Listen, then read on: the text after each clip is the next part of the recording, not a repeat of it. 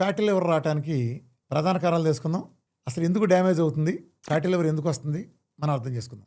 ప్రపంచంలో అందరూ గ్లూకోజ్ మెటబాలిజీలో ఉంటారు.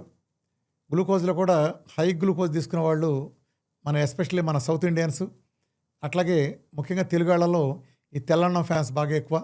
దాంతోపాటు చపాతీలు కానీ, కార్బోహైడ్రేట్స్, ఇడ్లీలు, దోశలు, గారెలు మొత్తం హైలీ రిఫైన్డ్ కార్బోహైడ్రేట్స్ మీదే మనం ముఖ్యంగా తెలుగాళ్ళందరం ఉంటాం. దీనివల్ల ఏమవుతుందంటే మీరు ఎప్పుడైతే గ్లూకోజ్ తీసుకున్నారో గ్లూకోజ్ కోసం ప్యాంక్రాస్లో బీటా సెల్స్ ఇన్సులిన్ తయారు చేస్తాయి. ఈ ఇన్సులిన్ ఫ్యాట్ స్టోరింగ్ హార్మోన్. మనం సెల్ పరిధి దాటి తిన్నంత వరకు అది గ్లూకోజ్ని సెల్లో పంపిస్తుంది.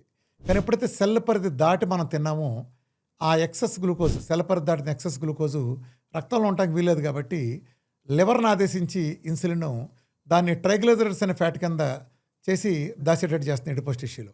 దీన్నే మనం డీనోవో లిపోజెన్సిస్ అంటాం. అంటే లివరే ఫ్యాట్ని తయారు చేస్తుంది, గ్లూకోజ్ని మారుస్తుంది. ముఖ్యంగా ఈ ఫ్యాట్ రెండు రకాలుగా స్టోర్ అవుతుంది. ఒకటి ఎడిపోస్ టిష్యూలో స్టోర్ అయితే రెండు విజరల్ ఫ్యాట్ లాగా లివర్ చుట్టూతా అలాగే ఆర్గాన్స్ చుట్టూతా కూడా ఫామ్ అవుతుంది.